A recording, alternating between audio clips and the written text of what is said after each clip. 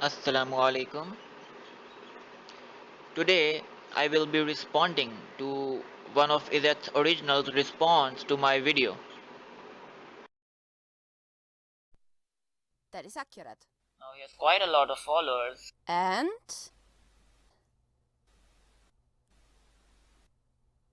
Okay, why did you feel the need to mention his subscription count and then not make a point? Because it was self-evident. As his wrong arguments against Islam has reached so many views, I decided to make a video against it. It's quite common sense actually. More than 90% content of his videos comprises of just humor and ridicule. I mean, sure, some people may argue that logic is his name and that people are perfectly capable of combining logic with humor and ridicule, but other than that, totally false advertisement. No, there's a difference between ridicule and criticism. One should always understand that. Ridicule is something that is counterproductive. Let me give you an example. If someone says to another person that your X or Y values are idiotic, the other person will simply turn around and say that no, your values are more idiotic. So there is no benefit in it. And you and I both know that the only reason you use ridicule is to attract the masses for viewership, not for an intellectual discussion. Now, criticism is something that can be justified. For example, if you say that Islam is wrong because of certain arguments, the other person will come around and give arguments for defense of Islam being correct. So, criticism is good and productive. Is ridiculing and insulting others called logic?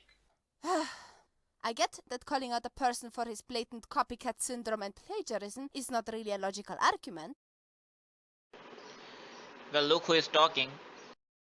Firstly, I don't know what's so original about her, since she's a complete copycat of logic. And then you will turn around and say, no, he is my husband. I am allowed to copy him. Well, then what is wrong with a student copying his teacher? If atheists copy their teacher, they are referred to as scientific. But when theists copy their teacher, they are objected with copycat syndrome. Isn't this double standards? Is yukavviru, which is derived from the word kura, meaning like a ball or a turban wrapped around the head, or simply spherical. So instead of focusing on the Earth, which was the topic addressed in the video, we talk about the shape of the moon. And how exactly is turban and ball the same thing? Is the moon a ball wrapped around the Earth like a turban? Or is the turban comparison an indication that the moon is empty inside? No, I was talking about day and night wrapping around the earth like a ball or a turban wrapped around the head. So it is accurate. Let me show you an illustration of how it works.